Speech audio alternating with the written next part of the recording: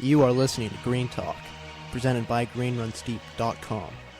Now, here's your host. Jordan puts on his show. Jordan tongue it. As soon as that tongue goes out, you know something's going to happen.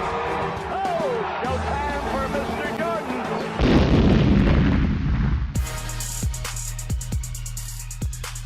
What's up, Celtics Nation? It's your godfather, Jordan, here with Trent. How are you, man?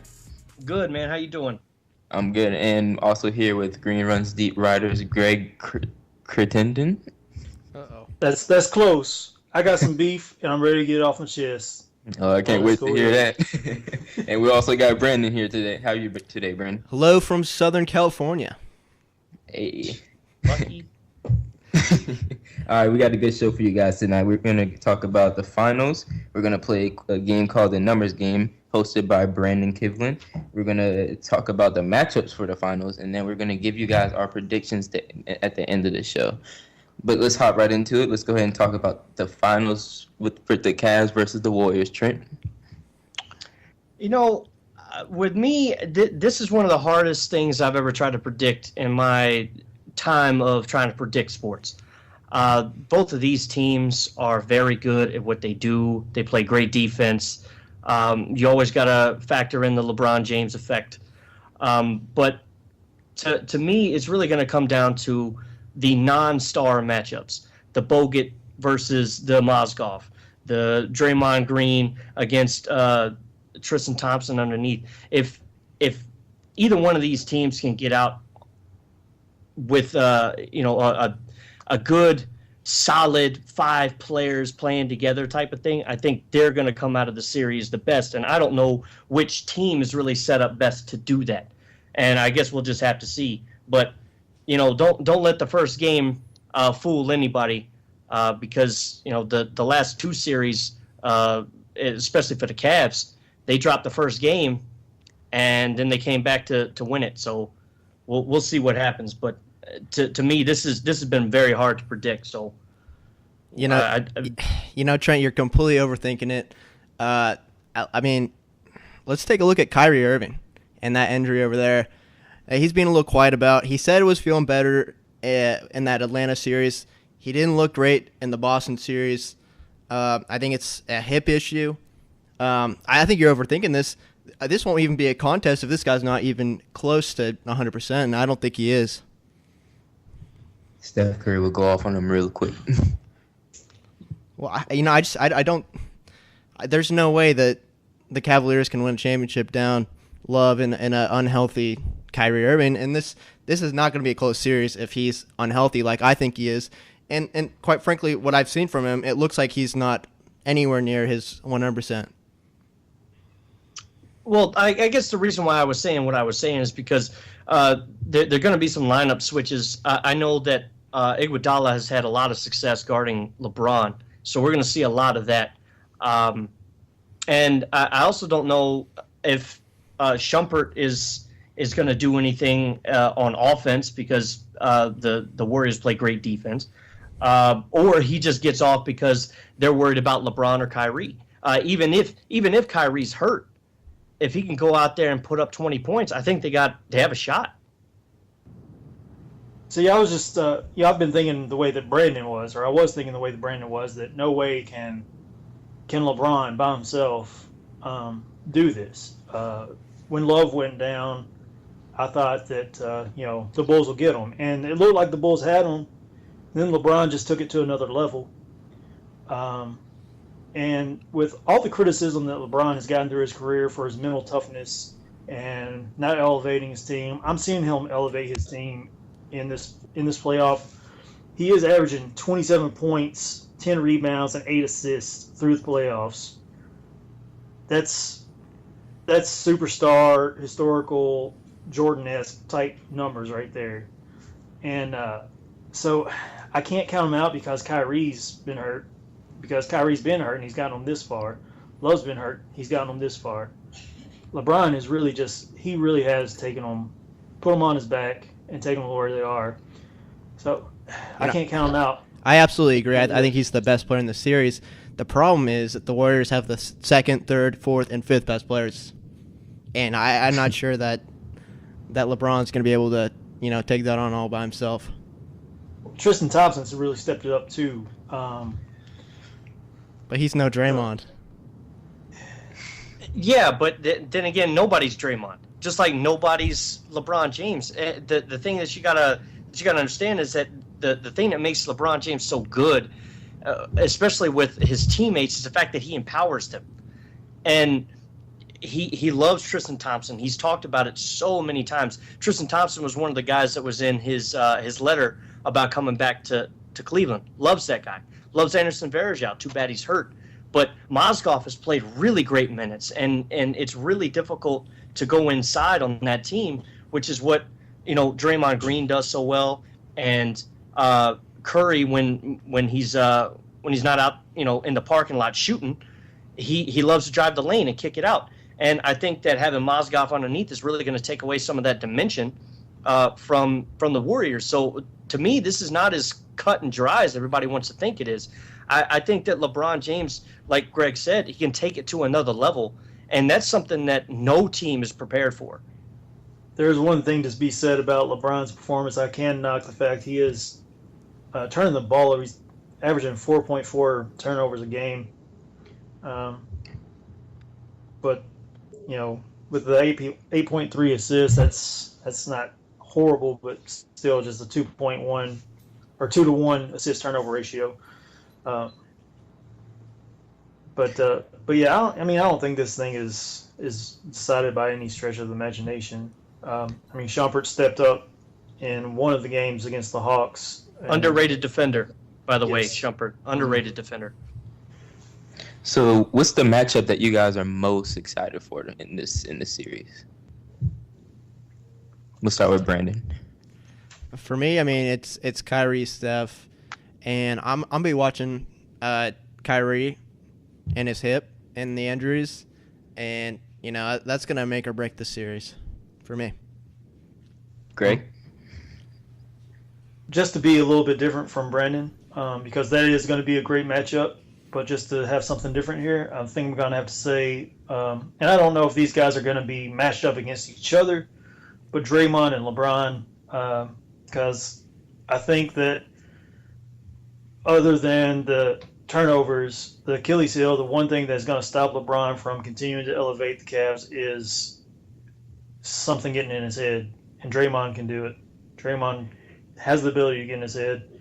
So I think that's going to be an interesting matchup just to see if he can block out Draymond's trash talk. All right. Trent? I'm interested in that in both of those underneath the basket battles with Mozgov and Bogut, and Double T and Draymond Green. Depending on who gets going first, to me is what's going to determine the outcome of most of these games, because both of these teams play off of momentum so well. When the Golden State Warriors get going, they really get going, and it's hard to stop them. And the same thing with the Cavs. They all make really big runs sometime during the game, and it depends on if your defense can outlast. And I think that with JR playing better defense than he has been, helping out, doing some of that perimeter work that we're not really accustomed to seeing him doing. But again, that's the LeBron James effect. He's really empowered that guy. And then Shumpert doing a lot of that work on the perimeter too. I think it's going to be a really interesting series to figure out whose defense can outlast, because both of these offenses are phenomenal. But if like Brandon said, if Kyrie Irving is not 100%, how do you guys see LeBron being able to push this team to win 4 games in this series? If there's any player playing right now, at least, that could do it, it would be LeBron James. I think that he really emphasizes playing a full team concept. He shares the ball. He tries to get other guys going real early. If J.R. Smith can go out there and shoot like we've seen him shoot, and he's not real streaky during these finals, which is, let me say, going to be impressive if he's not at least a bad shooting in one of these games. But if he can get some of those guys going, if LeBron can get some of those guys going really, really early, then it's going to be hard to stop them. I don't care who you are. You know, another matchup I'd like to make note of is Draymond Green's mom versus the Cavs fans. Have you seen some of the smack that she's talking? Hey man, you got to learn it from somewhere, man. You gotta watch. You gotta go follow her on Twitter and watch what she's tweeting during the game. That's some fiery stuff and definitely something to watch for going on in the series. So. Yeah, I haven't seen the tweets, but I did see that. Go check them out, man. It makes the game 2 times better. Oh, really? Yes. Turn on your tweet notifications while they're in the game, guys. Yeah, for sure. I mean, this is a fiery woman.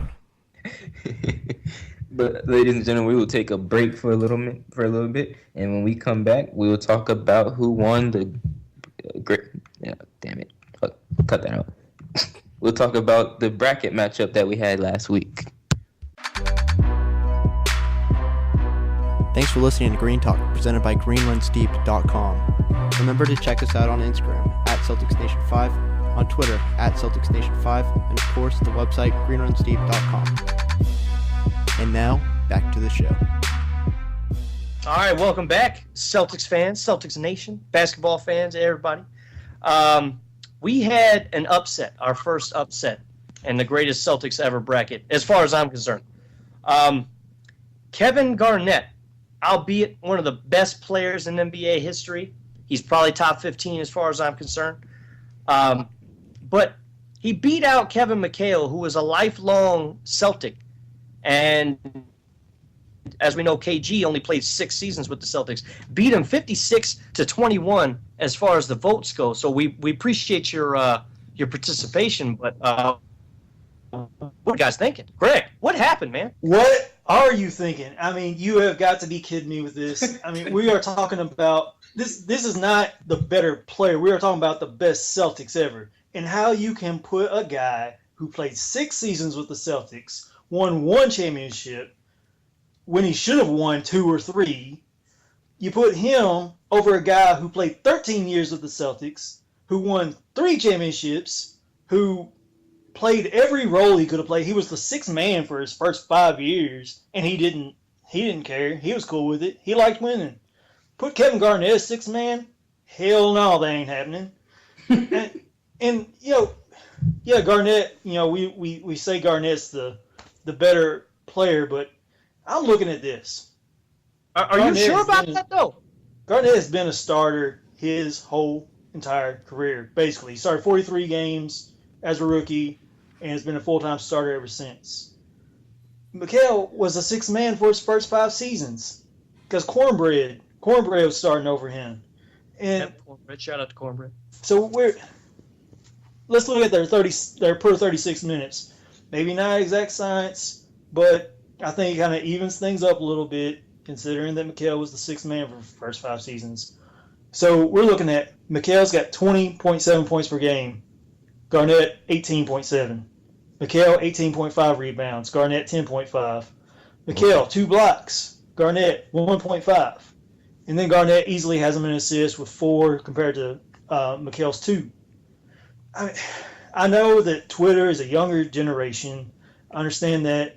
But, I mean, guys, I was in diapers when McHale was getting it done, all right? And crack open a history book is what I'm saying.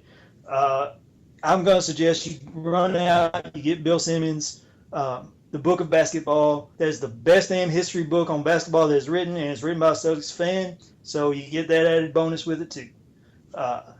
But, I mean, you know, people think McHale was just this, because he's a tall white guy from the 80s, he was just some statue. Yeah, he looked like Frankenstein, but he didn't move like Frankenstein. I mean, the dude was way more athletic than anyone remembers. He had pogo stick legs, and he was one of the best defenders in the league, in the entire league, not just on the roster. In the entire league, he was one of the best defenders. For a long time. And, you know, I know Garnett is that way too, but we're talking about Celtics here, the best Celtics, and Mikal means so much more. I know that we were hungry for that one after 30 years of not having one, but we were hungry for that one, and I appreciate Garnett helping us get that one. I would have liked to seen 2 or 3 more. I know he got injured in this, I think the second year. But Mikal was there for 13 seasons. He helped us get 3, almost helped us get 4 if it wasn't for Magic hitting some miracle shot. But I mean, I'm just out of my mind about this. I think I've said everything I can say without going on obscenities here. So Trent, what are your thoughts on it? Well, I completely agree with Greg on it. Through Mikal's 13 seasons, he was a 7-time All-Star, and he averaged 17.9 points a game with the Celtics. Through KG's 6 seasons, he was a 5-time All-Star, which, yeah, that's great, but we all know how the voting goes with that now. Most popular player gets it. I mean, Kobe can play 6 games and still get the starting spot for the West at the 2, so we'll leave it at that. There's a championship discrepancy there, and for the 6 seasons that KG was there, he averaged 15.7 points a game. I don't think it's a contest. I think that Mikal wins it hands down, but I guess that's just me and Greg. And if I could say one more thing, the 86-87 season, when the Celtics lost in the finals to the Lakers, Mikal played that entire playoffs with a broken foot. Not a sprained foot, not a bruise, but a broken foot. True, and he played over 40 minutes a game in that series. Yes. In that whole playoff run, too, yeah. Played over 40 minutes a game with a broken foot, and he still averaged like a block and a half, 2 blocks, something like that. It was ridiculous. And in the series with the Pistons, big-ass Rick Mahorn steps on his foot because he knew it was broke. Man, that was the Wild West back then, man. That's how basketball was. You can't get away with that stuff now. I mean, No. the Christian Laettner stomp will get you 3-game suspension now. Don't mention Christian Laettner to me, man. Come on. I'm sorry, I forgot you're a Kentucky fan. That's right. So let's hear Brandon's thought on all of this. What do you think of Brandon? I agree with all the guys. Mikal should have had this, pretty handily, in my opinion. Running away. Greg said the Twitter following is probably on the younger side. I'm gonna take that It's true. I'm gonna take that a step farther and say they're on the ignorant side too after this voting. Oh, explain yourself. and just to be clear, ignorant does not mean stupid, people. Ignorant just means that you don't know something. All right, so but before you start, blowing everybody up, talking about, he called us stupid, just hear him out. You kind of just took my reasoning there. It's just like the fact that they're voting for Garnett. They're not doing their research. They're not looking at the stats. They're not looking at the history. Sure, I'm not. That wasn't my time either. But I would still vote for Mikal 10 times out of 10. And that's simply because I've looked at some tapes and I've watched videos of him and I've seen the stats and this should be a no contest Kevin Mikal win. And I'm sorry, I forgot. There's one more thing I got to add. Mikal Mikal's a guy that coaches show their big guys.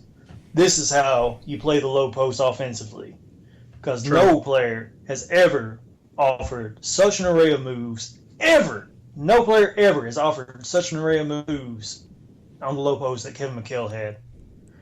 And also he's on cheers. I will disagree only.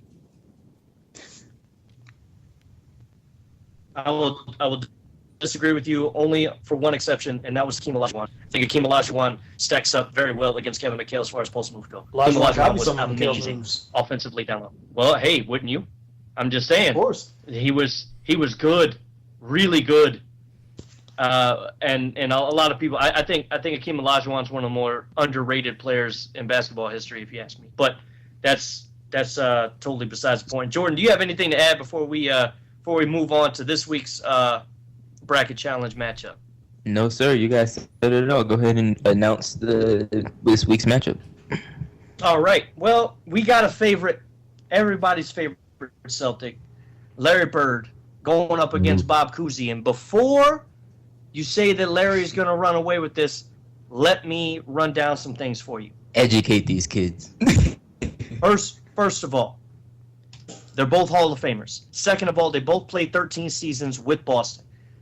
Larry played all of his career with Boston, and Cousy played a year in Cincinnati when he was like 41 years old, which is after he retired from Boston after his 13 seasons. So I almost don't count that at all. Secondly, Larry was a 12-time All-Star, Cousy a 13-time All-Star. Larry has 3 MVPs to Cousy's 1 MVP, but Cousy was a 6-time champ as opposed to Larry's 3-time championship. 2 Finals MVPs for Larry, no Finals MVPs for Cousy because I don't know if they had it back then. 2-time All-Star MVP on the other hand for Cousy, and 1-time All-Star MVP for Larry Bird. Now, when you look at when you hear these two names, you automatically think that Larry Bird's gonna run away with this. But again, if we have an educated audience as far as to what Celtics history is about, it's not as one-sided as you may think. Now, do I think Larry Bird's going to lose it? No. Oh my God, no. But does Cousy demand a little bit of respect here? Of course he does. What do you guys think? Yeah, I see what you're saying there, Trent. I think a lot of people are going to see his, go and look at his numbers, and unfortunately, turnovers were not kept back then. They will look at his field goal percentage, and I don't have it pulled up right now, but I'm thinking his field goal percentage was probably upper 30s, low 40s. You have to understand the way the game was played back then. No 3-point shot. The entire time Cousy was playing, there was no 3-point shot. But we're talking about everyone basically played the game that like Loyola Marymount played when they had hang gathers. It was like every 12 seconds sort of type of game. Digging into the history. I like that. Yeah, you're not gonna. You can't. You have to think about that when you're looking at way back then, because guys would force shots back then. They were just saying, "I gotta get something up here," and so the game has evolved tremendously since Cousy's days. Basketball IQ has grown tremendously, or has been more valued anyway, since those days, and people didn't care as much about was he taking a good shot, or that didn't really matter back then. Also, I believe Cousy left for a couple seasons to play for the Globetrotters. I'm not sure if that's right, but I do believe his NBA career was interrupted by a spell with the Globetrotters for a season or two. So that's just another interesting wrinkle in Cousy's career. Yeah, and Cousy also played pre-shot clock too. He played 4 seasons pre-shot clock, so you also got to factor that in too. I mean, it was a much different game back when Cousy played, but I don't think that's should be a big determining factor as to what makes these two men great. Cousy also used to average 20 points the majority of the time. He was upper teens to 20s most of the time, and he led the league in assists. Like, what is this? 1, 2, 3, 4, 5, 6, 7, 8 years in a row. So you gotta hats off to him. He was a really, really, really good point guard, and not a lot of people really know who he is. Well, that should be a good matchup. But let's go ahead and take another break, guys. And when we get back, we'll talk about, or we'll play a game that Brandon came up with called the Numbers Game. Thanks for listening to Green Talk, presented by greenrunsdeep.com. Remember to check us out on Instagram at CelticsNation5, on Twitter at CelticsNation5, and of course the website greenrunsdeep.com. And now, back to the show. And welcome back to the show, ladies and gentlemen. I know you're all out there too. I'd like to introduce a game I'd like to call the numbers game. In front of me, I have 4 questions. For each question, I have a numerical answer, and I will give you 4 choices, and you will tell me which one you pick. In case there's a tie, I have a 5th question worth 2 points. That will be especially difficult. Whoa. That's right. And that will hopefully break any tie that we might come to. But the last one will not have a multiple choice answer. You just have to guess it. You have to guess it. That's right. So I'm gonna keep score here, and let's start with my first question. In 2008, P.J. Brown was a late season veteran acquisition for Boston in its late season title run. He provided the team with a clutch defensive presence, a mid-range jumper, and a calming figure. He chose his number based on the year he was drafted into the league. Which number did P.J. Brown wear? 94. Answer A, 92. Wow, Greg. Answer B, Oh. 93. Answer C, 94. Or answer D, 95. Well, I guess you know I'm going with C. I figured. Wish you had a I'm sample gonna go with question. 93. I wish you had a sample question, Brandon, so that we could all learn the rules of the game. Greg. I'll know for Man. next time. So Hey, you know what? I'm gonna go 94. I heard a 94, 94, and a 93 from Jordan. Is that correct? Correct. C, 94. All right. So we have one guy got the correct answer, and as you might guess, that is Jordan. Oh, wow. Yes. Good job, Jordan. All right. Our second Thanks question. a lot, Greg. You messed up. All right, let's You go. messed up the sequence of the game, and you gave me the wrong answer. Thanks a lot. Appreciate it. Power of suggestion, Trent. He What's sounded up? so confident. I know he did, right? He just shout it out when you know it. All right. Our second question. The Celtics have finished 13 seasons with at least 60 wins. They have won the championship during 6 of those campaigns. What is Boston's team record for victories in a single season? A, 66, B, 67, C, 68, or D, 69? All right, say the answers again. 66, 67, 68, or 69? Go ahead, Jordan. 67. I'm just gonna guess. You're saying B, 67? Yeah. I will also go B, 67. I'll go C, 68. Once again, we have one person who got the correct answer. Dang. That was Greg. I'm terrible at this game. Good team. Yes. And this All right, this so- time I'm keeping track, so I know you're not doing very well. You know, For a it's funny fact. because we just got upset with all the listeners and all the people on Twitter for not knowing the history of the game. Yeah, look And, who's ignorant now. And yeah, and I, you know what, foot in my mouth. But it does not mean stupid. Not at all. Okay. Next question. Our third question. Walker played I'm getting serious now. total of 552 games for the Celtics. He wore number 8 in his first 7 seasons with the Celtics. He wore a different number during his second stint with the Celtics. What number did he wear? A, number 9, B, number 24, C, number 28, or D, number 88? I'll go. Oh, I'm gonna Going say B. what the hell? number. It was It was D, 88. Okay, so we got D, 88, Yeah, say them all again. I'm sorry. A, number 9, B, number 24, C, number 28, or D, number 88? I'm gonna going go with B. Okay. Jordan, say yours again. D. And Greg. B. And He then did the double 8 thing. I said D. D. So Jordan picked D, correct? Correct. Yes. So we got 2 winners, Jordan and Trent. Yeah. So going into our Jordan final is question, winning. Going into our final question, Stealing my thunder, man. Jordan has 2 points, Greg has 1, and Trent also has 1.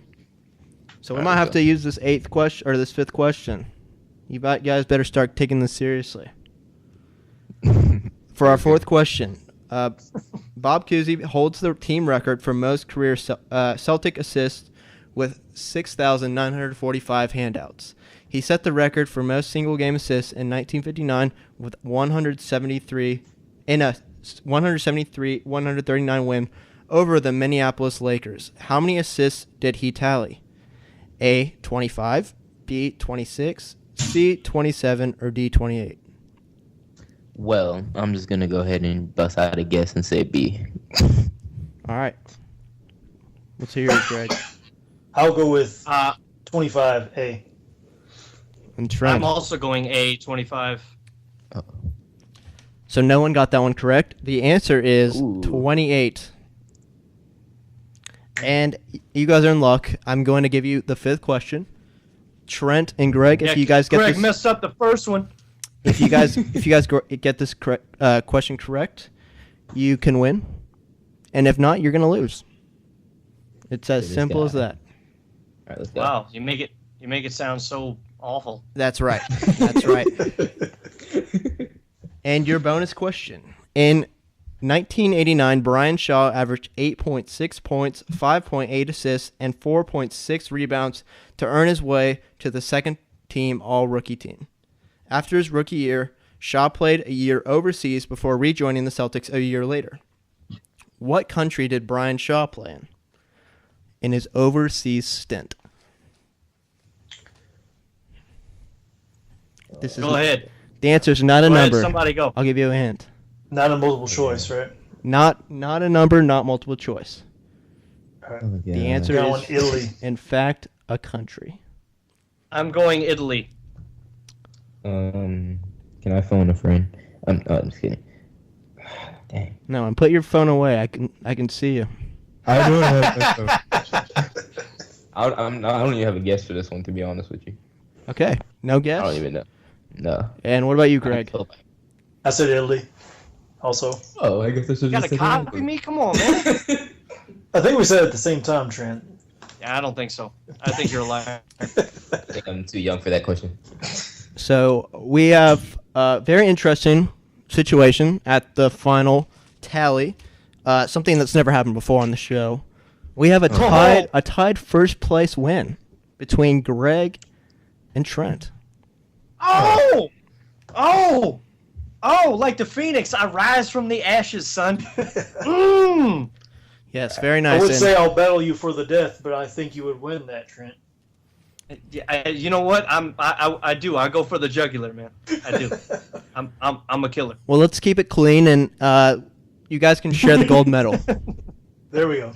All right, the unofficial intercontinental belt goes to me and Greg. Yes. All right, and that was our my new game called the Numbers Game. The numbers game. The Numbers Game, correct. The numbers. After Get the it break, The numbers. after the break, stay tuned for our picks for the finals, Game 1 and the series as a whole. Stay tuned. This is Green Talk. We'll be back. Thanks for listening to Green Talk, presented by GreenRunsDeep.com. Remember to check us out on Instagram at CelticsNation5, on Twitter at CelticsNation5, and of course the website GreenRunsDeep.com. And now, back to the show. All right, welcome back, Celtics fans. We're going to get into talk about who we think are going to win this final series. But first, let's get into the matches real quick. Trent, if you were the Warriors, how would you defend the Cavaliers? How would you stop LeBron, basically? Well, I don't think you can stop LeBron. So what I'm going to try to do is I'm going to stop the other four guys on the floor. And when LeBron's off the floor, I'm going to do my best to make sure that we go on a run. The Warriors can go on a run from wherever. It's just about, it just really when they want to do it. So when LeBron's off the floor, go for it. I mean, that's your time. Force them to play him, because later on in the series, because your team is healthier, you're able to get out there and take advantage of the fact that LeBron's been playing 44 minutes a game, and it's already game 5, game 6, and I'm sure he's tired. So I would try to do that. But if I'm going to defend him, I'm going to put somebody that I know can at least keep up with him, i.e. Draymond Green or Andre Iguodala. and I'm just gonna here stick on him. Just do whatever you can. If he scores, he scores. Whatever. Like there's nothing we can really do. Just make sure that you cut off passing lanes and make sure he can't create plays, because the fulcrum of that entire offense runs through LeBron. All right. If he can't get it out to anybody, he's going to be forced to put up shots. And we've seen what happens when he puts up shots, especially like mid-range out to three. Anything 18 feet and out, he has a hard time getting 30 points out of. I mean, he's going to put up his 20-some shots, whatever. But you got to make sure that he's taking jumpers, because if he gets in the lane, it's going to hurt you. So I would try to make sure that LeBron stays on the outside, put somebody who's, athletically can keep up with him, like Draymond or Iguodala. Iguodala's played really well against him defensively, so we'll probably see a whole lot of that. And then for Kyrie, you just got to I put Klay on him for the entire series and make him work, because Klay Thompson, even though he hasn't been the offensive presence that he was during the regular season, during the playoffs, he still played really, really, really great defense on everybody that they've gone up against. And if it's me, I'm putting Klay on Kyrie and making whoever they got at the 2 and whoever they got at the 5 beat me. That's very interesting. I'm going to throw this over to Brandon. If you were the Cavaliers, how do you stop the Warriors? You can't, same thing with LeBron. You can't really stop them. You just got to hope. You got to hope that the Splash Brothers aren't so wet. You got to... the Warriors are just there's a reason why they're the best team and they have one of the best records of all time. They're a solid team, and I think Steph's going to get his points. I think there's a possibility of maybe putting Shumpert on Klay and kind of shutting him down a little bit. I mean, you're obviously not going to shut him down all the way, but maybe limit his looks. And if you can do that for 4 games, there's a possibility. But I don't see them stopping them. There's my answer. I don't see it happening. Greg, let me hear your thoughts on it. Yeah, well, I think the best way to stop Klay, it's the same. If you are accused of a crime, what your lawyer's going to tell you is deny, and that's what you got to do with Klay. 93% of the 3-pointers that he has hit all season have come from assists. Catch and shoot situations. Yes. If you can deny him the ball, you're going to cut down on his threes. And if you can somehow manage to keep him between 3 to 10 feet from the basket, he's only shot 31% on the season from that range. So those 2 ways you can stop Klay. With Steph, and this is an easier said than done sort of situation. You've got to force him to pass the ball. 65% of his turnovers on the season came from bad passes. So he's MVP. He's a great scorer. As a point guard, he's still working on that passing situation. With Kyrie, though, Kyrie, he's been injured. He's been injured most of his career, really, and he's been injured most of his playoffs. And so I don't think you really have to worry about him that much. But he's kind of like Klay, for that 3 to 10 feet range. He's not a very good shooter. He shoots 34% from there. And then LeBron, he's sort of the same situation himself. From 10 feet to the 3-point, he's only shooting 36% on the season.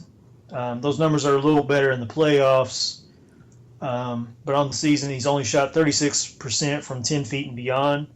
He's only shot 41% from 3-point to the from 3 feet to the 10 feet range. So he's getting all his work done around the basket. He's hit like 77% around the basket. So keep him away from the basket. That's, again, easier said than done. And like I mentioned earlier, the thing that kills LeBron the most is if someone can get in his head, he's going to have a bad game. So, I mean, let Draymond do what Draymond likes to do. And, his mom will be in that too. Yeah, and you get in his head, and he's gonna mess up. I think Draymond's the perfect guy to kind of take on that task. Something I saw last series for the Warriors was how Tony Allen seemingly just Clay was getting so frustrated with how he was kind of denying him, as you said, and kind of taking away some looks. If Shumpert can do any sort of imitation of that, I mean, I think that's their best shot. Yeah, as you said, Shumpert's a very underrated defensive player. If he can make some noise on Klay Thompson, that's their best chance in my opinion. You don't stop Steph Curry. He might have a bad game, but you're not going to stop him for a best of 7 series. I think that if they would put LeBron on Steph, I think LeBron's size would force Steph to pass more, which would, be the worst case scenario. If Clay's getting denied and Steph is passing the ball, then what happens? I mean, Draymond's a good all around player, but I wouldn't want him being my primary scorer. So we got game 1. So we got game. Oh, go ahead, Brandon. I'm sorry. Well, hey, no, it was me. It was Trent. It's okay. Sorry. Anyway, Jordan, I was just gonna ask you, man. Who do you think is the harder duo to defend? Do you think it's gonna be LeBron and Kyrie, or do you think it's gonna be the Splash Brothers? Well, like everybody's saying, like if Kyrie is injured, I don't see Kyrie and LeBron being that big in the NBA Finals. The Splash Brothers will shoot all around them, I think, and lead their team to their first finals win this season, at the end of the season. But I don't know if Kyrie is 100%. It's going to be a very good matchup. He's gonna help the Cavs a lot to winning, or trying to win at least. We all know that the Splash Brothers are going to go off on them, though. I feel like that's just my opinion, though. Yeah, I think because of his injury, he's going to be a defensive liability. But at the same time, Cleveland plays great team defense, and I think if they're really concerned about Steph Curry, they're going to put somebody besides Kyrie on him. Shumpert, maybe J.R. Smith, just because he's longer and he has a little bit more athleticism than Kyrie would if he's injured. I really think that you cannot underestimate the LeBron factor in this, which kind of brings me to the next thing. Tonight, I think the game goes to the Warriors, and I don't think that it's going to be it's going to look competitive when you see the final score, because it's probably going to be both teams are going to be over 100 points. It's probably going to be like 110 to 107. But as far as the actual gameplay goes, I don't think it's going to be that close, because LeBron, I feel like he loves to feel out the opponent in game 1. Really kind of figure out what's going on, see how they play, and then make adjustments for game 2, and so on and so forth. And I think that the Warriors are just going to have their usual shock and awe campaign, and Cleveland's going to have to regroup going into game 2. So I think that the Warriors take it tonight, but game 2 could be a completely different story based on what LeBron and that coaching staff decides to do. By the way, Tyronn Lue, one of the most underrated assistant coaches in the league. That guy knows what he's doing. Him and LeBron work really well together. And if David Blatt wasn't there, I don't think you'd see a different team. So just to put that out there. But I think the Warriors take game 1. Brandon, what are your predictions for game 1? I absolutely agree. I think they take games 1 and 2, and then 3 and 4. Wow. And then 3 and 4. Holy. Wow, you think it's going to be a sweep? I think we're going to see an NBA Finals sweep. I think they're going to take 2 in Cleveland. Wow. I think they're going to take 2 in Oakland.